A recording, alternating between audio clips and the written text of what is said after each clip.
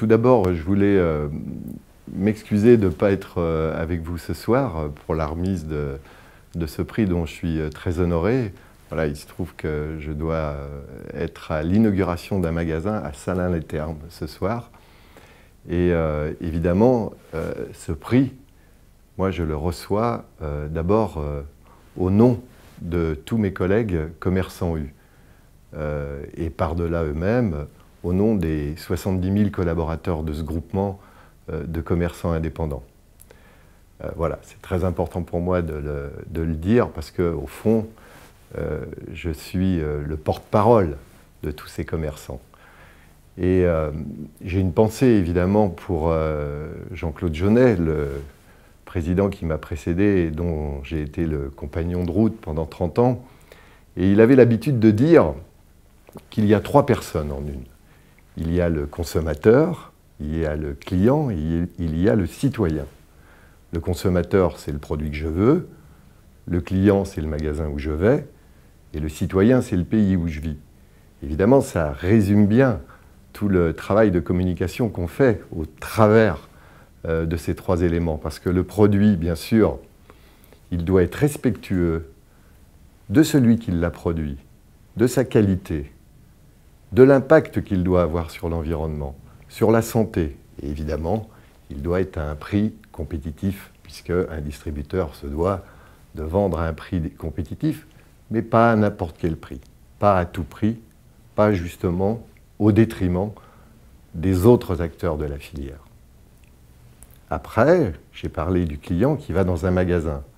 Ce qui est très important aussi pour nous, c'est que dans le magasin, il y a des collaborateurs qui y travaillent, et il faut que ces collaborateurs s'y sentent bien. Et dans un magasin, le sourire de la caissière ou la jovialité du boucher est aussi importante que l'ordonnancement des rayons. Et enfin, le citoyen, le pays où je vis, évidemment, les magasins U se veulent des animateurs de la vie locale. Ils veulent contribuer à être des poumons économiques des territoires là où ils sont. Et c'est bien tous ces éléments-là qu'avec constance, j'essaie de communiquer pour faire valoir une différence et, je l'espère aussi, une forme de sincérité. On a voulu rassembler ça dans un slogan qu'on a appelé « Le commerce qui profite à tous ». Évidemment, c'est une belle phrase comme ça qui a été créée par une agence de communication qui est peut-être présente ce soir dans la salle, c'est TBWA. Mais ça veut dire quoi ça? Au fond, ça veut dire que l'époque actuelle est plus à la collaboration qu'au rapport de force. Je crois qu'il faut qu'on change d'époque de ce côté-là, que l'on quitte ce rapport de force, que l'on quitte cette invective, que l'on arrête de dresser les gens les uns contre les autres. Nous avons, nous, vraiment changé nos relations avec toutes les parties prenantes qui travaillent avec nous pour faire en sorte, justement, le fait que nous soyons plus dans la collaboration, eh bien, c'est une nouvelle source de compétitivité. Donc ça me paraît très important et c'est la base même de la communication que j'exprime. Et en plus de ça, il me semble, toujours pour renvoyer à la dimension citoyenne, que les entreprises, désormais, dans leur communication, doivent prendre des responsabilités nouvelles.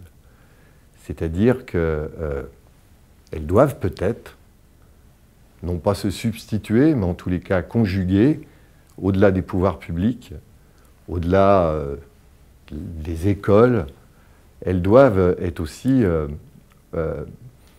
des endroits où on soit capable de transmettre des valeurs. On doit être capable aussi d'intégrer, je pense en particulier aux jeunes, de les former. Et ça, ce sont des dimensions nouvelles. Et ces dimensions-là, les entreprises se doivent de les communiquer.